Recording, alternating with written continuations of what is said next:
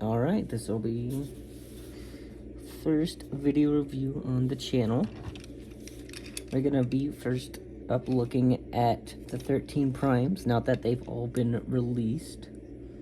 My copy of Leash Maximo and Nexus Prime are still on the way, but I wanted to go ahead and get started. And this is actually my second copy of Prima, because my first one had a molding error on the foot. But this is the one I use for display. And he's got a pretty nice looking, like, it looks kind of like that one lunar vehicle they made into an Optimus Prime from NASA. Looks like that's what they inspired this off of. But he looks pretty cool. Very Episode 1 Cybertronian Wheeljack styled vehicle. But that underkibble, not very pretty, but I'm not too hard on the alt modes of these Prime figures when the main point is, you know, the robot modes and how those look and their gimmicks and all that. So feels okay, not the best. I do appreciate the weapon storage, but I don't like having just this pegged in here. I wish it would have like pegged in here. And I wish these wheels were pinned. But seems like Skybite definitely took most of his Wave's budget. I will absolutely be doing Skybite at some point because that figure is phenomenal. But here we have how it looks without the sword. It looks better with the sword attached, I will say that too. Just adds more color. But you can also... He's the only Prime with a... This is like very reminiscent of the Transmetals from Beast Wars, where you have a third, like, not vehicle mode, but definitely an in-between transport mode where you can do this, which, that's pretty cool. So that's pretty cool. But might as well finish up the transformation now that we got it started. I want to untab the legs and flip them out, and then fold out the feet. Then these wheels are on a double hinge, and they will tab in to there, just like that. Next, you want to untab the arms from here. Sorry about that. You want to untab the arms. And then make sure you bring this back. I don't like that the arm struts are on the clear plastic. I really wish they hadn't done that, but so far on on this copy at least, he's fine. Rotate the head out. I actually want to bring these back in so that you could rotate this. Then make sure there's a joint right here. I don't really know what it's for. It is technically for transformation, but it's so minute. I don't know. But you want to make sure the wheels are back there.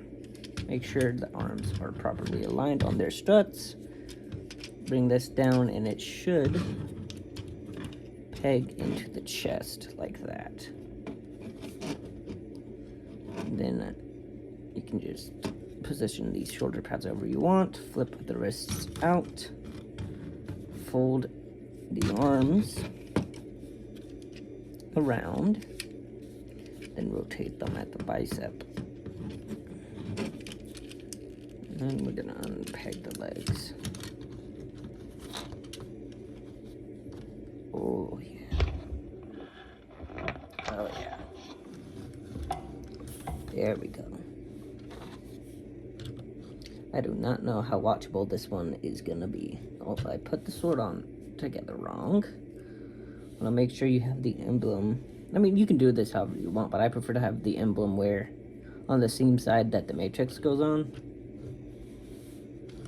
And there we go. You can then open up his chest, take out the creation matrix, and plug it onto the sword like that. Very cool. And he looks great. I do enjoy this look for Prima. I think he looks very, very cool.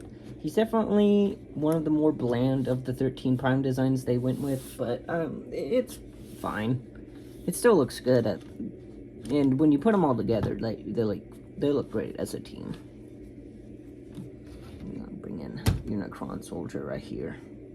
This is not the new one. This is the Prime Year of the Snake Unicron. I am excited that we're getting another one, another Unicron toy, and this time at a more affordable size class. Even though $70 is not that affordable, but whatever. A Unicron on a non-Titan scale is good. It's good to have a version of that character at a reasonable price. But yeah, he's good. He's good. The only thing I don't like really about this figure is the articulation. We'll take the sword out for a moment.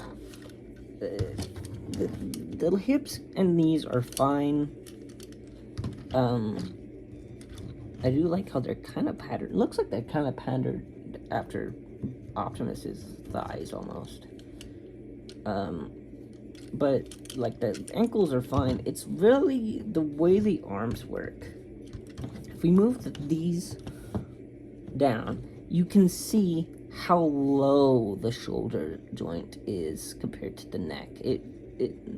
Maybe it's just the way it's shaped that makes it look weird, but it does feel like sometimes that the shoulders are too low. Having the pads up like this kind of help. And then, I don't know, it's just the way the arms move. And his joints just don't feel right. Feels like I do appreciate how this joint is actually not. Maybe that's why. Maybe that's why the legs feel weird. It's because this joint is raised above the outward is raised above the actual rotation pivot. I don't know if you could see that well, but perhaps that's why his legs don't feel right. But yeah, just the way the arms and legs move, for some reason, I don't know, they don't feel right to me. His knees also, this one doesn't, but this one likes to thoop. I don't know. So it's kind of hard to get him in it's hard to get him in a natural looking stance. It's not bad. Not bad. It's workable. It's just odd. I don't know. But, you know, it's fine. It's fine. It's still a good looking Prima design. And I do like the G1 head. There is replacement head molds out there on like eBay and 3D printing shops you can get. So if you don't like this head, you can also go with the DNA design to make them look however you want. Like, there are options out there for this guy. But he's fine. Just a little bit bland, but not bad at all, really. Oh no, he's a little bit mad.